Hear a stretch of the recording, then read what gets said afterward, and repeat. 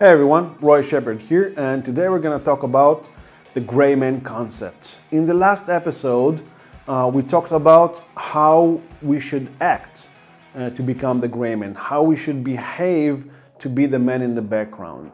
And now we're going to go into even deeper and answer the question how to think like the Greyman, how to think like the man in the background. During my service, I've seen many guys. I've trained with many different types of people, larger and buffed and, really strong people. And the funny thing is that under pressure, I've seen the biggest men, the strongest men crumble. And that is because they weren't mentally prepared for what is about to happen. When things get real, it's different. Time slows down, adrenaline is pumped up, and you have to have clear decision-making process and very clear and calm line of thought to become successful and survive these type of situations. So we're gonna go into detail and talk about how to think like the Greyman. And to do that, we're going to set up a system of thresholds that we can identify very, very easily and very clearly. And once we hit that threshold, we're going to be activating the next stage of the plan. And every time we have the next stage already planned in our head and ready for the next thing to do. So once it happens, we don't have to think about it. We just activate that part of the plan and we just go. In World War II and the Korean War, there was a colonel, Colonel Jeff Cooper, who invented the color system for the soldier that were serving under him. He devised a system of thresholds. Every time a soldier would come into an event that would bump his mental awareness status upward, he had clear indications of what to do and how to act in each one of these situations. His color system was, although limited, very, very effective for combat situations. Now, what we are doing here in Prepper Legend, in our community, is upgrading his system, upgrading Colonel Cooper's system into a more elaborate color system that is more resembling of a traffic light. So it will encompass also civilian life, regular life of every day, and all through the stages. Now, the color system is devised it starts from the color white. White is basically the worst color that you want to be in. White is when you're unaware, when you're not using your situational awareness, when you're engrossed in your phone or a book or a map, or even engrossed in talking with someone, and you're not noticing your surroundings while doing that. So basically, the white zone or the white status is something that we need to avoid as much as possible. Even if we're on the street and doing situational awareness and we're aware of everything around us and we get a phone call, we need to think twice, is it necessary for right now? Is it an emergency? And then take steps, for example, to go into a public place like a restaurant or something like that and sit in a location that we have a view of the entrances, look into our phone, see if everything is okay, if it's something urgent that I need to take care of right away or not. If the answer is yes, then obviously we'll take care of it right away. We'll have a quick phone call or a text message or whatever, and then go ahead and continue and return to your awareness status, being alert and noticing everything. So the white status, white zone is the worst place you want to be. It's where you're not aware of your surroundings. Next, we have the color green. The green zone is basically where everything is great. We are aware of our surroundings, we are looking ahead, we notice everything, we are looking behind us with reflections, shadows on the ground, or mirrors, or what have you. Every once in a while we take a pit stop, look left and right, and check that everything is okay. check out our phone maybe, and this is the color green. Green is where everything is great, everything is normal, everything is according to the baseline, nothing is out of the ordinary, and we are aware of our surroundings. That's actually where we're gonna be 99.9% of the time. Next, if something happens, we notice something out of the ordinary. We notice someone following us with the same build, same clothes, same shoes, following us through, let's say, 3 different separate locations. We noticed an item that is not where it's supposed to be. We noticed a delivery man with, I don't know, UPS colors, like dark brown colors, carrying a DHL package, like a bright yellow colors. Something, something that is not ordinary, something that is not supposed to be, something that does not connect. It's a hot summer day and you see someone with a heavy raincoat. Something is wrong. You hear a loud bang and you see some people running away. This is where we go into yellow zone. The yellow zone is basically a warning, and we are in a alerted state. We take our hands into our pocket or our backpack and get the tools that we need for the situation. We get a plan ready, and we tell ourselves, okay, if, let's say, the focus of our attention is on the object that is attracting, that is out of the ordinary. Let's say we go into a location and we notice a person with a heavy raincoat in a hot summer day. Just one of those occurrences that could happen.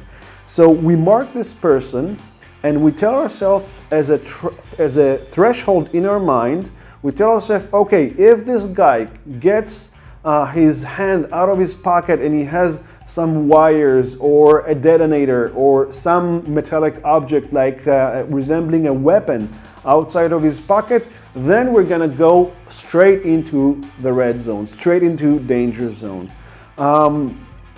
In the yellow state, we already surveilled the surroundings while we are walking, while we're doing whatever it is that we are doing. We continue to do that, but we mark locations in our area, locations that could be a cover, locations that could be hard cover or soft cover, locations that are more protected, less protected, travel routes between covers. Let's say finding cover 1, then cover 2, cover 3 to escape the arena, locating covers to neutralize the threat, even partial covers or covers that need to be moved in order to become covers. Like, for example, there's a table and we need to flip that table on its side to make it into a cover. Then we need to mark that in while we're in yellow status. We need to mark that and be ready with a specific threshold, with a specific person in mind. If this person does that, then we're gonna go into that cover, flip that table, that specific cover, that specific table, and move to the next cover afterwards. So while we're in yellow, we don't change our main behavior. We keep, let's say we're walking, then we keep on walking. Or if we're in a restaurant, we keep eating at that restaurant. We are just aware of the situation. We are alerted into the situation. We are focused on that person and already taking steps into rectifying that. Then we have the last phase. Let's say something happened. That person took out a weapon. That person got up and threatened someone, or something like that, something on those lines. We move into the red zone. The red zone is obviously red is for danger. Red is for right now, shit hits the fan, things are bad, things are going to become even worse, and we need to act right now. So the first thing that we do is go into the cover that we marked ourselves in our head. We already have our tool in our hand. So we take that tool out and we are under cover and we are surveilling the area to see what's our best move forward. Just keep in mind that just like General Eisenhower said, there's no plan that survives the first encounter. So we have to remember that, and everything needs to be fluid. Everything needs to change according to what's happening right now. Is that person looking that way? Is that person has a pistol? Is that person has a bomb? Is that person has, it could be a variety of things. Does he have a knife? We need to act according to what's happening in the situation. Maybe that person has a hostage. I don't know.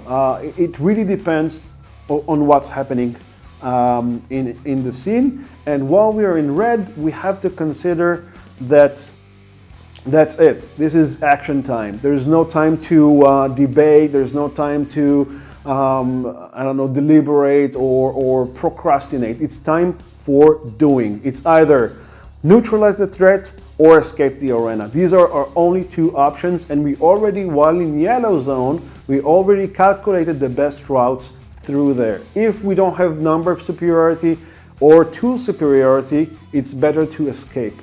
There is no reason to take unnecessary risks. No reason whatsoever. If we don't have 100% assurance that we can survive the situation, it's better to escape and try, and as they say, and think about it another day, and think of what could have happened, should have happened is negligible in that moment. You have to be very, very decisive. It's either neutralizing the threat or escaping the arena. The most important thing in our color system, in the thinking like the Greyman, is setting specific if-then equations. If I hear a noise or anything out of the ordinary, anything that breaks, if anything breaks the baseline, then we're going to go into yellow status and get our tools ready in our hand and be prepared to set up a plan in motion, find covers, find a route to the target, to the danger zone, and finding a way outside of the arena. If we see a weapon, if we see someone threatening someone else, if we see an active shooter, we identified an active shooter, then we're immediately going to go into red zone and activate our pre-existing plan that we planned before in the yellow zone. So if-then equations are a must-have for the thresholds. We set up these if-then equations just when we enter the yellow zone, and then when we enter the red zone. So these thresholds are super important for the system to work. If, then, go. That's it. No deliberations, no anything else. If we have someone else in our team, if someone else is going with us, if we are not alone going on the street, then we update them as soon as we go into the yellow zone. We update them. Listen, I found something suspicious. As soon if I give you a tap or if I grab you, follow my lead. Don't hesitate. Do exactly as I say, and make sure to make them understand that this is a real situation. This is not a drill, not anything like that. It would be preferable if whoever you're going with, whoever you're walking with, knows that you have a tactical background, knows that you are prepared for this type of situation. So if something like that happens, they wouldn't think that you're pranking them or it's not an elaborate joke or something like that. Tell them you're serious, this is a real-time event, and if something happens, it could be nothing, but if something happens, they will have to follow your lead. Let's say we are in the yellow zone or the red zone. We have to have a plan in motion. And I call that the gray plan or the Greyman Concept plan. But in short, it could be the gray plan. Now, what this plan has several stages, and I'm going to go over these stages in succession. First, the first part of the plan is follow the flow of people and dive into the closest cover. So the first part of the plan is dive to cover. It's not run toward or run from. It's not anything like that. It's not take out your guns and start blazing shots all over the place. It's find cover. Go and dive to cover. That is the first part of the plan and might be the most important part of the plan. So many people in active duty have got injured and some of them even lost their lives because they didn't adhere to the first rule of action. Something happens, immediately drop to cover. No questions, no anything. So you ask, what if there is no cover? Fine, drop on the ground. You drop on the ground and you bear claw or you crawl to the nearest cover. So the first thing you do is drop on the ground. Don't even think about it, don't even imagine anything, just dive into the nearest cover. You should have one planned in advance while you're in the yellow zone.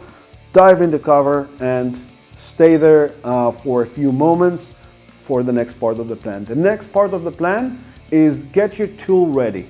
Whether you have your concealed weapon, take out your concealed weapon. If you have a knife, take out your knife. If you have a baton, whatever it is that you're using for self-defense, have it in your hand and ready for action. Have it already ready for action. If you have, let's say, a pistol and a flashlight, take both of them out. Maybe you don't need lethal force. Maybe you can use your flashlight to blind your opponent and then knock them out of commission. Maybe, I don't know. It really depends on the situation itself.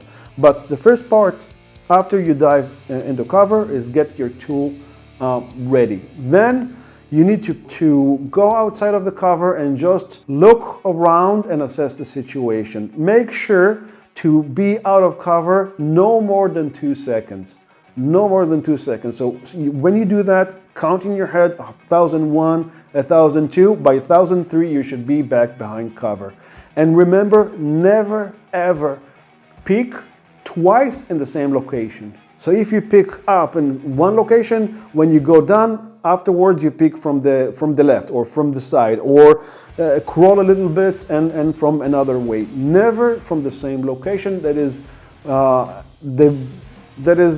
would be very, very dangerous. Just like creating a whack-a-mole situation for the shooter, giving them opportunity to expect you to pop up from the same location. That would be a mistake. So obviously, after you peek from a location, surveil the area. You're looking for escape routes or other covers to get closer or to flank your opponents. You're looking for things in the environment that could be used as a distraction, gas tanks, anything like lamps, chandeliers, anything that you can use to distract the active shooter, to create some sort of a distraction so their attention would go somewhere else other than to you.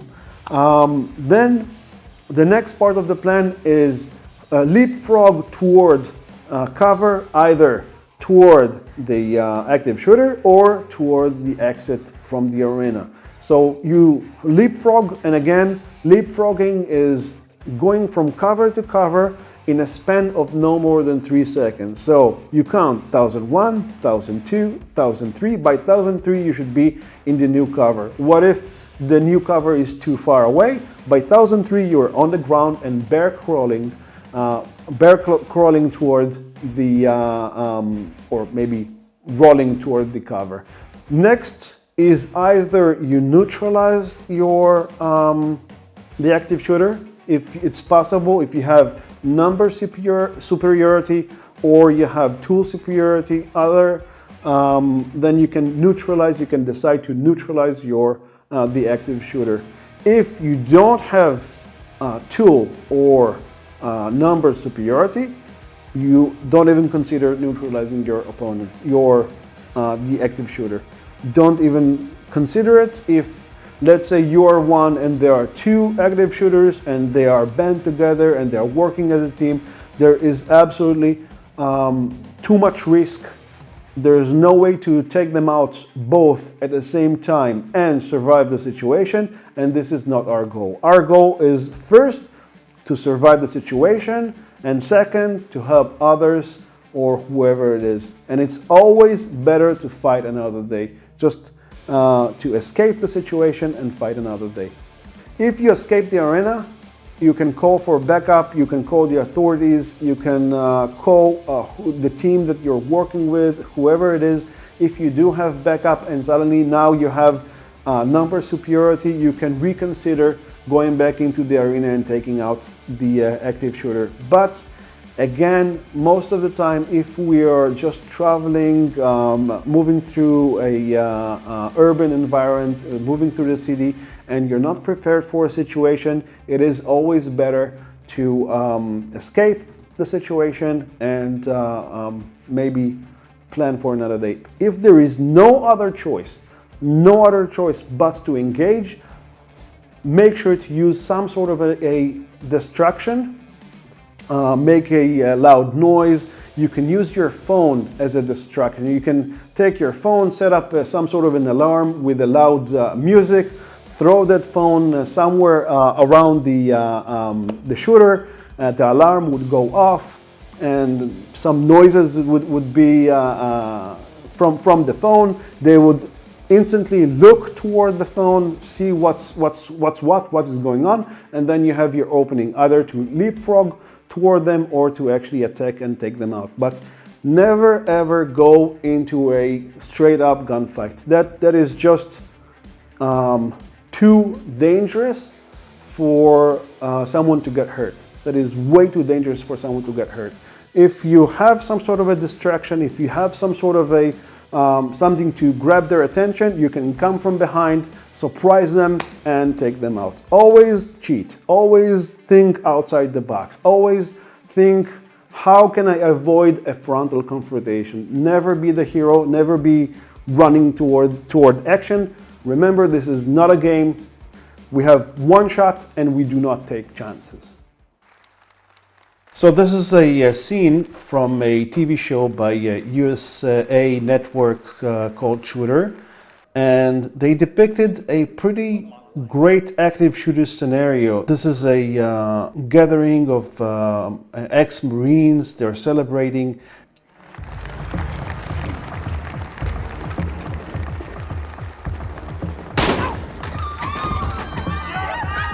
That was a rifle inside the hotel.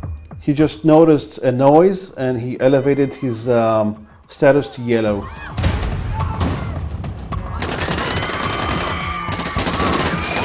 The moment that happened, they turned over the table for cover and staying behind cover, relocating. This is his wife, so he's taking her under cover and trying to direct her out of action.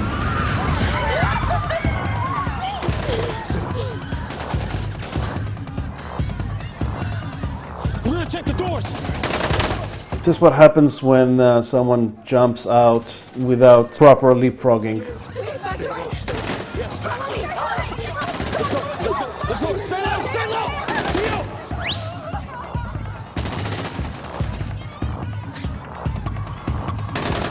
A distraction, and then taking out and neutralizing the threat, or one of them.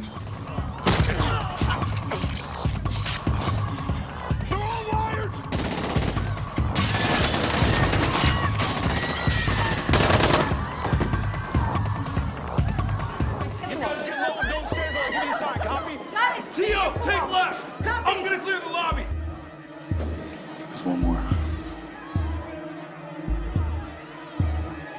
Only way I'm getting a clear shot is if I'm in the lobby. In case he lives, you pull the doors. They're wood, but they're thick. That means you're on the wrong side.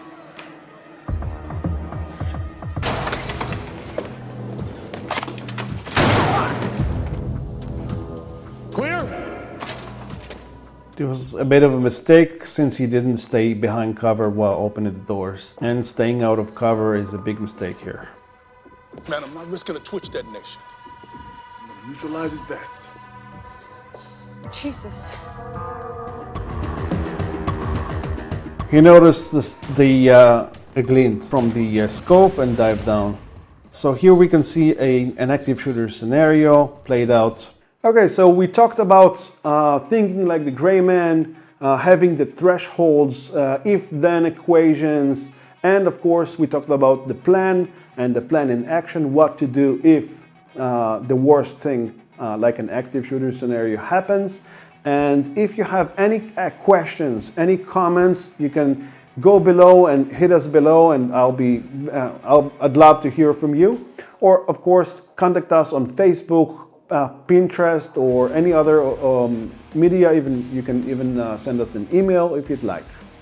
So the Greyman concept. We talked about how we should appear, how we should change our look, our clothes style. We have to make sure to use our cultural awareness and understand the baseline, how the locals look, and mimic that as a baseline. Then use one of the archetype styles to go farther to become the Greyman and look like the Greyman.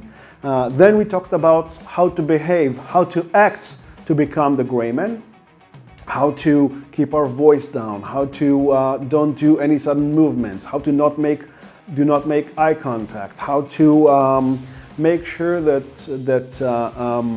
you don't engage with anyone unless it's an emergency, how to act confident, how to have your body relaxed and not show any stress, not look left and right, use reflective surfaces and so on.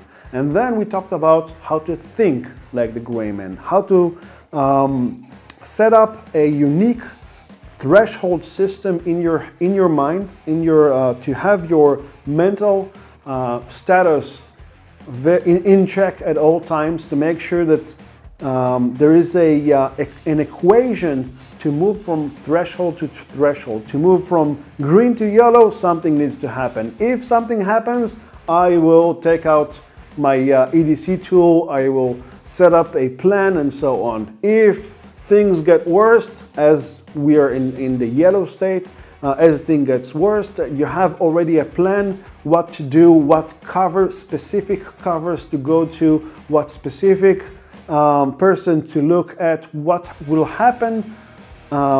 If this would happen, then we'll move into the red zone. And in the red zone, we have our plan, go into cover, take our EDC tool, survey the area, and either escape or neutralize the threat.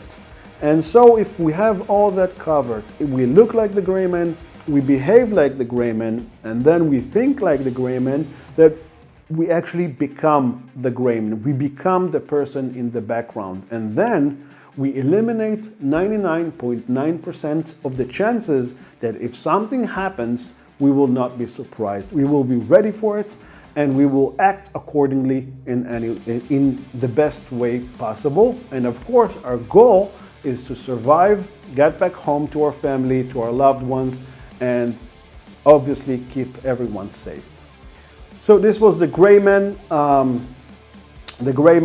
concept. And in the next series, we're going to talk about advanced escaping techniques, escaping restraints that are more advanced than what we talked about in the books. For example, we're going to talk about how to escape handcuffs when we don't have braking tools. We don't have handcuff speaking tools.